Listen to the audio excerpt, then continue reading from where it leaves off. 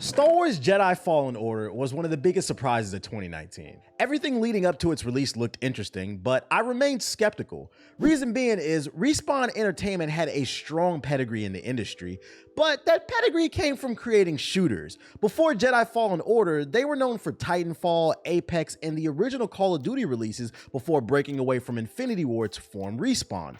An action-adventure RPG? That wasn't quite yet on their resume. Well, they stuck the landing, and here we are 4 years later talking about its sequel, Jedi Survivor. I'm gonna go ahead and preface this video by saying Star Wars Jedi Survivor is the perfect sequel. I'm not saying it's the perfect game because Lord knows that ain't true based off its current state. What I mean when I say perfect sequel, I'm strictly talking about from a gameplay design. After spending nearly 60 hours with this game, I can confidently say that Jedi Survivor gave me that feeling I got when I went from Mass Effect 1 to Mass Effect 2, Assassin's Creed 1 to Assassin's Creed 2, or Batman Arkham Asylum to Arkham City. Yeah, it's that good. Jedi Survivor picks up 5 years after Jedi Fallen Order ended. Since that time, the band broke up, the Empire grew in strength, and Cal allowed his mullet to flourish.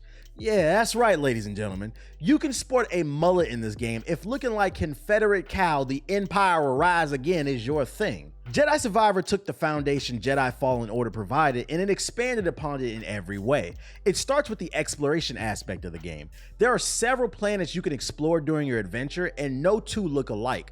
This kept things feeling thrilling and it's a testament to Respawn's level design. Now normally, I don't like backtracking. But the backtracking in this game was tolerable for me because once you had the ability needed to get to that new place, it unlocked a new area in the planet that looked nothing like the previous. It also helps that the exploration rewards you in the form of various upgrades, lore, and secret boss fights. When you invest your time in this world, you are rewarded. Just understand that most of the time that you're exploring, it will be met with resistance. This is a galaxy occupied by the Empire after all. That means be prepared to throw hands with them and everyone else who doesn't like you. Combat at its core is similar to the last game as it draws inspiration from the Dark Souls games, but this time Cal has far more tools in his toolbox. First off, Cal can utilize 4 different stances that each have their own strengths and weaknesses. There's a single saber, a double blade, blaster stance, and crossguard, which is a heavy stance.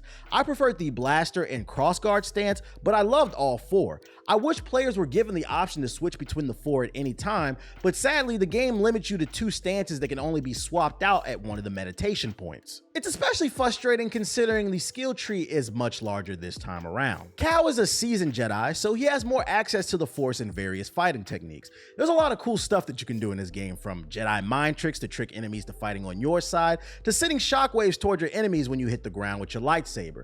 I maxed out the entire skill tree, so I can confidently say that by the end of this game, I'd argue that Cal Kestis was teetering on Star Killer levels of strength, which is nice because who doesn't like to be a badass? If you're worried about this game being too hard, I'd say don't be. It's just the right difficulty. Combat draws inspiration from Dark Souls, but understand this is Elden Ring with training wheels, and this is coming from someone who beat the game on its hardest difficulty, Jedi Grandmaster. If you upgrade your skill tree, you'll still be able to slice and dice through regular enemies like butter, especially because the parry mechanic has been vastly improved since the last game. The real challenge in this game comes from being swarmed by large enemies and the cheesy boss fights.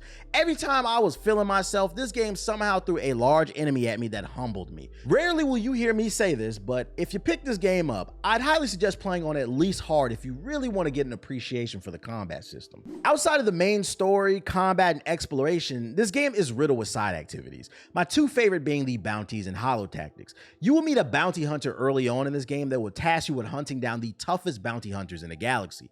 If you kill them all, you will be rewarded with a very satisfying ending. The whole side quest thing, it reminded me a lot of Ghost of Tsushima. The quality of the side quests was so good that it never felt like I was doing a side quest. Holotactics is a board game that you can compete in. It's basically Star Wars chess. Pick the pieces you think will best counter your opponent and then watch them duke it out in this Yu-Gi-Oh! Hologram style of arena. I had so much fun with Holotactics that I tweeted out, I would not be mad if Respawn released Holotactics as its own $20 standalone game with online play.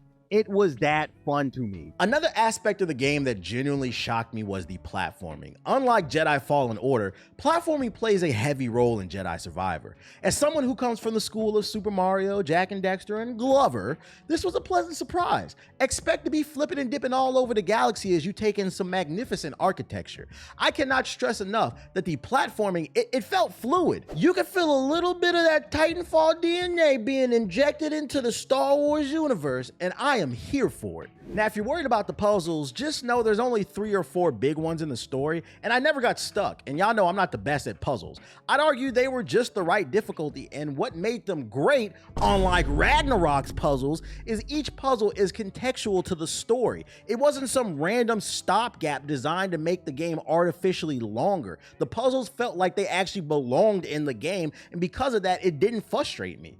Now, if you're wondering why I haven't mentioned anything about the story, it's because it's hard to talk about it without spoiling anything, and I don't plan to do that in this video.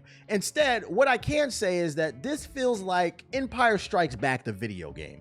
Cal Kestis has some really solid character development, as does the rest of the cast. The stakes feel high in this game, and the overall scope is much larger than Jedi Fallen Order. There are some set pieces in this game that were just an absolute joy to play. I told my boo thing to leave me alone the weekend this game dropped. I felt like a kid again playing this game, and it's because Jedi Survivor feels like a labor of love. Respawn has done a great job of respecting the source material, all while finding a way to weave in this new character into this beloved franchise. My only knock on the story is the ending. I wouldn't say it's bad, but I would argue it's mid in my opinion. For a game with such strong writing 99% of the time, I thought it was strange to end it with something so safe. I understand why it was done, but it didn't feel like it fully paid off in the end. And that wasn't my only gripe either. Respawn did not listen to the people. If you hated the map in Jedi Fallen Order, then you're gonna really hate the map in Jedi Survivor.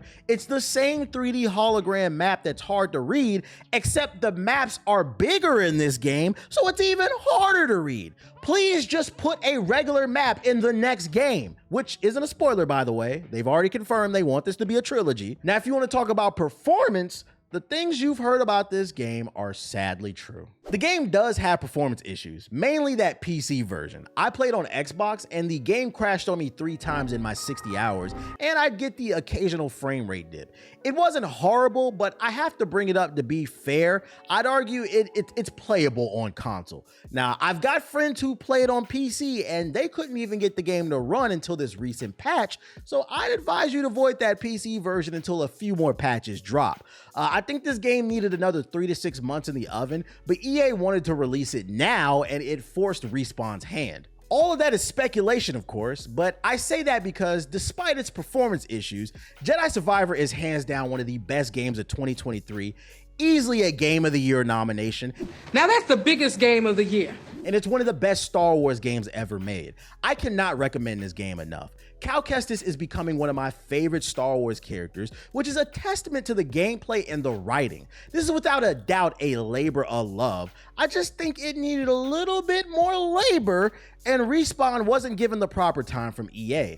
I think this game is worth the money if you can get it on console, but if you only have a PC, I'd suggest waiting a few months until they improve that version. But if you're not in the mood to wait and you really want to get your hands on a new action game, then go ahead and click that card for me right there. It'll take you to my review of Wulong. Now, if you haven't heard of Wulong, it's the new action game from Team Ninja, who brought us classics such as Ninja Gaiden and Neo 1 and 2. This game was amazing. It's challenging, co-op, it's free on the Game Pass. Just click the card, watch the video, please. I need more watch time. Seriously, it helps me in the algorithm.